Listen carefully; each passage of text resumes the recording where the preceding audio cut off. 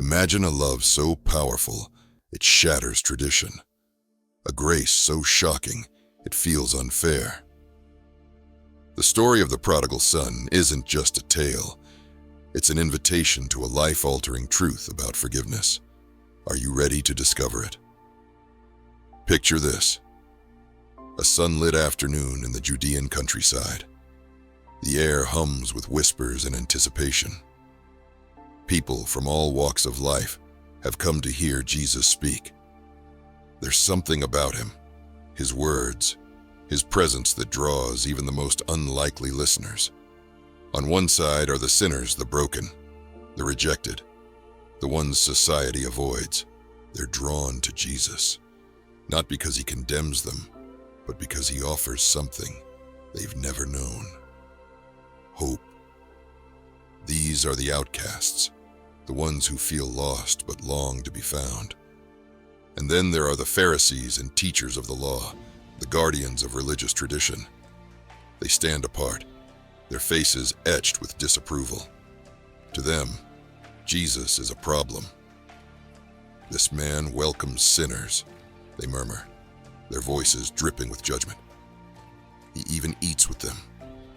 In their eyes, Jesus is crossing every line of respectability. Jesus hears their whispers. But instead of defending himself, he does something unexpected. He tells stories, not just any stories, parables, stories that cut straight to the heart, stories that reveal deep truth in simple words. The story takes an unexpected turn. Imagine this: a young man approaches his father, a father who has worked his whole life to build this legacy, this home. The father looks up expecting a routine question, but what comes out of his son's mouth is anything but ordinary. In the culture of ancient Judea, inheritance was sacred. It wasn't just wealth, it was the family's identity, a link to their heritage. And it was only divided after the father's death. For the son to demand his portion early, it wasn't just bold, it was cruel. It was like saying, "I wish you were dead." What would you expect the father to do? Rebuke him? Teach him a lesson? Maybe even disown him? The crowd listening to Jesus would have assumed as much. After all, how dare anyone make such a heartless demand? But instead, the father does something no one saw coming. The father divides his estate. He doesn't scold or punish. He doesn't even try to stop his son. He lets him go. Can you imagine the pain in that moment?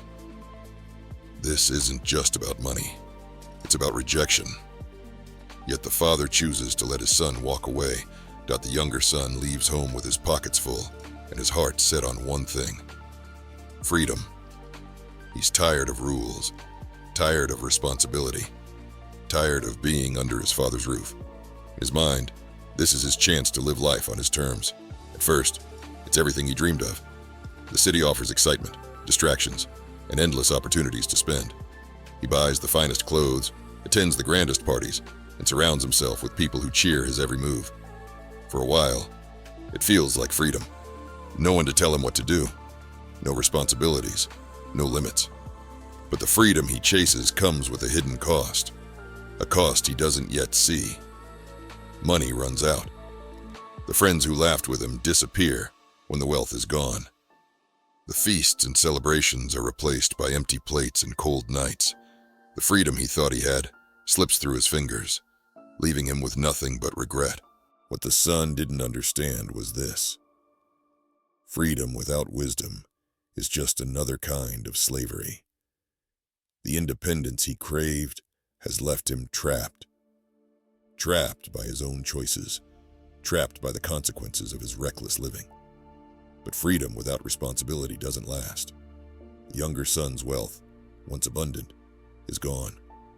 The laughter, the parties, the friends, they disappear as quickly as they came.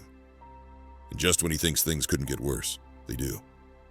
A famine strikes the land, a crisis no one could have predicted. The price of food skyrockets. The vibrant city turns into a ghost town. People look out for themselves, and no one spares a thought for a penniless stranger. He had once thrown coins into the air, careless and free. Now he can't find a single crumb. With every step, The weight of his choices presses harder on him.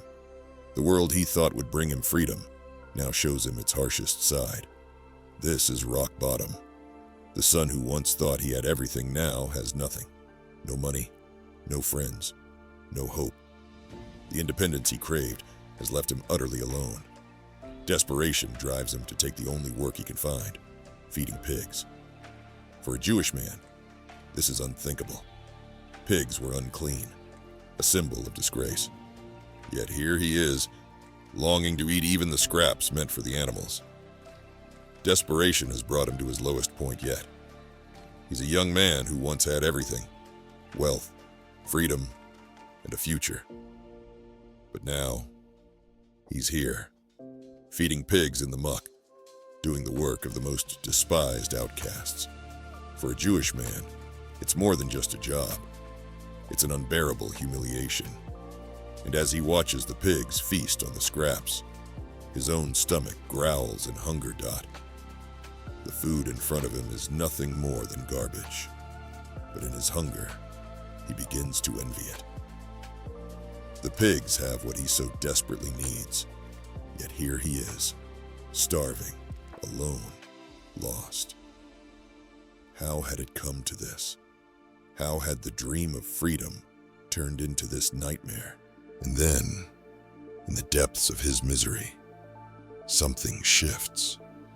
A spark of clarity ignites in his mind. A thought, a memory. My father's servants have more than enough to eat, and here I am, starving to death. It's a small thought, but in that moment, it's the beginning of everything. He remembers what he once had. A father who loved him. A home where there was always enough. Even the servants in his father's house lived better than he does now. For the first time since leaving home, he begins to see a way out. He doesn't deserve to return as a son, not after what he's done. But maybe, just maybe, he can return as a servant. Maybe his father will let him work, to earn his keep, to find some way to survive. As he walks, the son's mind is consumed with one thought. How can I make this right? The journey back isn't just physical. It's a deep inner struggle, a battle against guilt and fear. He knows he has no right to ask for anything, no right to call himself a son anymore. All he wants now is mercy, a place to sleep, a chance to work, to pay back the debt he feels he owes. He's rehearsing his apology over and over. Father, I have sinned against heaven and against you. I am no longer worthy to be called your son. Please, just let me work for you. Just let me be one of your hired servants. He repeats it, hoping these words will be enough to melt his father's heart, hoping they'll earn him at least a sliver of grace. His journey is long. Days pass, and he grows more tired with each step. The road feels endless, stretching out before him like the vast sea of his regret. Every thought, every memory of home weighs him down. He wonders if he'll ever be worthy of returning. His pride is shattered, and the very idea of facing his father fills him with dread. With every step closer to home, the questions mount. Will his father be angry? Will he be cold? Will he be welcomed? Or will the door slam shut in his face? The unknown looms ahead, but the son is determined.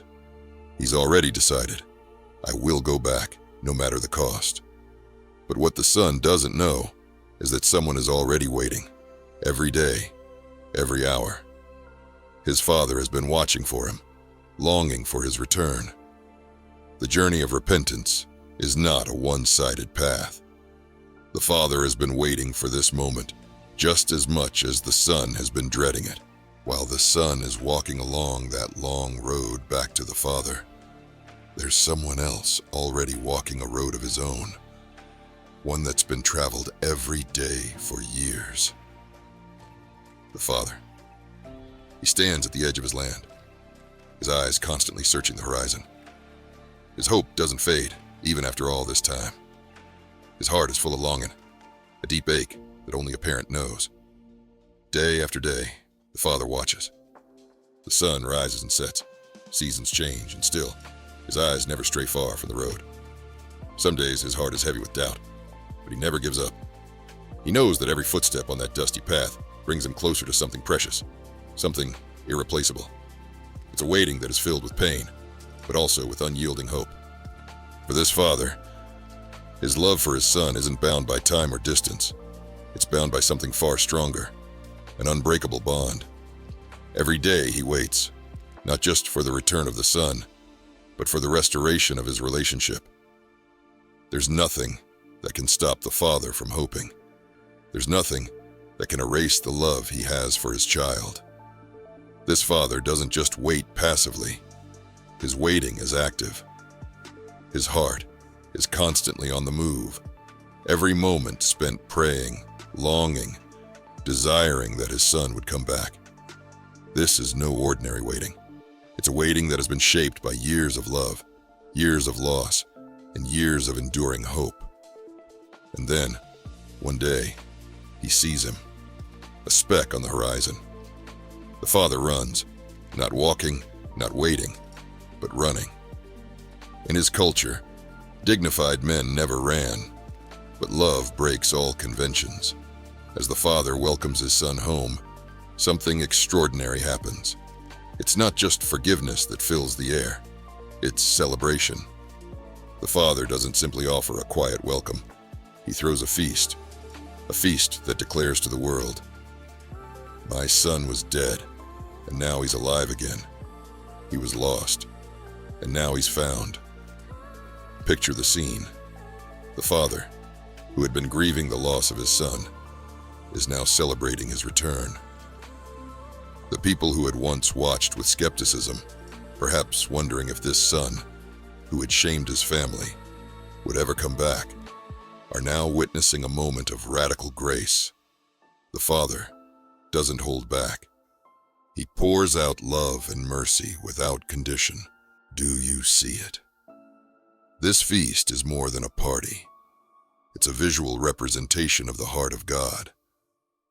God's grace is not minimal, not cautious, not partial. It's overflowing, extravagant, and beyond what we could ever deserve. In this moment, the son experiences a radical change. He moves from being the prodigal, the outcast, the sinner, to being completely restored. He is no longer defined by his past mistakes, his failures, or his shame.